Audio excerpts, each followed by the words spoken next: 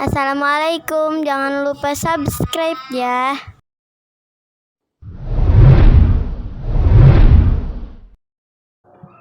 Assalamualaikum warahmatullahi wabarakatuh. Bismillahirrahmanirrahim. Alhamdulillahirabbil alamin. Allahumma shalli ala sayyidina Muhammad wa ala ali sayyidina Muhammad.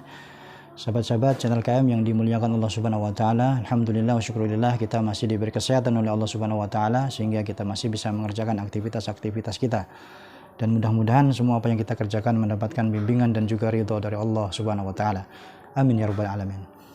Sahabat-sahabat yang dimuliakan Allah, pada kesempatan kali ini kita akan bersama-sama membaca dua kitab, yaitu yang pertama kitab Tanwirul Qulub, kemudian juga kitab Marokil Ubudiyah.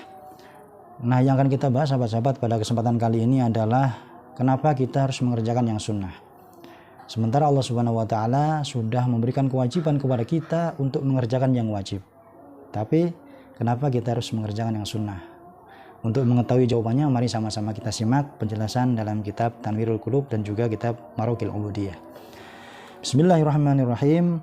Faslun fi sholatin nafli. Di dalam kitab Tanwirul Qulub, pasal tentang sholat sunnah disebutkan, wa huwa ma rajjaha syar'u fi'lahu wa jawaza tarkahu. Sunnah adalah sesuatu yang dianjurkan untuk dikerjakan oleh Allah Subhanahu wa taala, tetapi juga boleh untuk kita tinggalkan. Wa yu'abbaru anhu bisunnati wa tatawwi wal mandubi wal mustahab. Kemudian istilah penamaan sunnah ini juga ada beberapa istilah penamaan. Selain disebut dengan sunnah, juga disebut dengan nafil, disebut juga dengan tatawu, disebut dengan mandub dan juga mustahab. Wa syuri'a li takmilil faraidi bal waliyakuma fil akhirati maqama ma turika min li udhrin. Kemudian kenapa Allah Subhanahu wa taala memerintahkan kepada kita untuk mengerjakan yang sunnah, yaitu jawabannya adalah untuk lil faraid, untuk menyempurnakan yang wajib. Bal waliyakuma fil akhirati maqama ma turika minha li udhrin. Bahkan sunnah atau hal-hal yang sunnah nanti ketika di akhirat itu bisa menggantikan posisi yang wajib. Artinya pahala sunnah bisa menutup dari pahala kewajiban yang pernah ditinggalkan oleh seseorang. Idzan lam yujib al-haqqu subhanahu syai'an al-faraidi illa waju'ila lahu min jinsi nafilatan ghaliban. Maka ketika Allah Subhanahu wa taala mewajibkan satu ibadah, maka di situ pula Allah Subhanahu wa taala mensunnahkan dalam ibadah tersebut. Contohnya di dalam salat Allah mewajibkan salat 5 waktu. Nah, di dalam salat itu juga Allah mensunnahkan dalam ibadah salat tersebut, yaitu salat sunnah rawatib, ya qabliyah ba'diyah. Kemudian dalam puasa, Allah Subhanahu wa taala juga mewajibkan puasa Ramadan. Maka Allah Subhanahu wa taala juga mensyariatkan puasa sunnah, yaitu seperti puasa Senin Kamis dan juga puasa yang dikerjakan pada bulan-bulan yang dimuliakan Allah Subhanahu wa taala dan juga pada bulan-bulan yang lain atau pada kesempatan yang lain.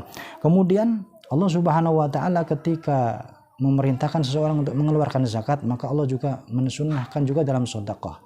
Kemudian dalam haji juga ada umrah di dalamnya. Nah, ini artinya Allah Subhanahu wa taala memberikan peluang kepada hambanya untuk mengerjakan hal-hal yang sunnah supaya lebih banyak mendapatkan pahala dan juga dari ridho Allah Subhanahu wa taala. Kemudian fa idza adal abdu al-wajib alal wajil matlubi salimat faraidu wa nawafiluhu in ata biha. Kemudian ketika seseorang mengerjakan ibadah baik yang wajib ataupun yang sunnah, yang dikerjakan sesuai dengan apa yang diinginkan, yang diharapkan oleh Allah Subhanahu wa taala, artinya memenuhi syarat dan rukunnya, maka insyaallah akan diterima oleh Allah Subhanahu wa taala. Fa in kana alaihi fardun qama kullu 70 raka'atan minal nafli maqama raka'atil fardhi fil akhirah. Nah, di sini disebutkan bahwasanya ketika ada seseorang yang pernah meninggalkan sesuatu yang fardu atau sholat fardu ketika dia di dunia karena uzur, maka setiap rakaat sholat fardu yang pernah ditinggalkan itu bisa diganti atau bisa ditambal dengan 70 rakaat sholat sunnah. Nah, inilah keuntungannya kenapa kita harus mengerjakan yang sunnah, karena memang nanti ketika di akhirat Allah Subhanahu wa taala ketika ibadah kita ada yang kurang dari sesuatu yang wajib, maka akan ditambahkan, akan ditambal, akan ditutupi dengan yang sunnah. Wala yaqumu maqamal fardhi syai'un minad dunya. Tetapi hal ini tidak berlaku ketika di dunia. Artinya ketika seseorang dia meninggalkan yang wajib di dunia, kemudian dia mengganti dengan yang sunnah, ini tidak bisa ketika di dunia. Artinya ini akan berlaku ketika nanti di akhirat, ketika di hadapan Allah Subhanahu wa taala. Nah, dari sini kita tahu sahabat-sahabat yang dicinta Allah Subhanahu wa taala, artinya kita jangan sampai meremehkan hal yang sunnah, karena memang sunnah ini sangat penting posisinya, dan kalau tidak penting pasti Allah Subhanahu wa taala tidak mensyariatkannya untuk mengerjakan.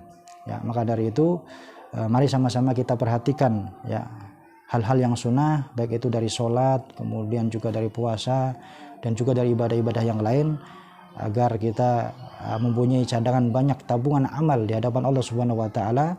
Jika satu saat nanti nauzubillah ada yang kurang daripada ibadah kita di hadapan Allah, maka nanti bisa ditambal dengan sesuatu yang sunnah. Nah, ini jawabannya kenapa kita harus mengerjakan yang sunnah, karena yang sunnah ini nanti ternyata akan bisa menjadi pengganti yang fardu ketika di hadapan Allah Subhanahu wa taala.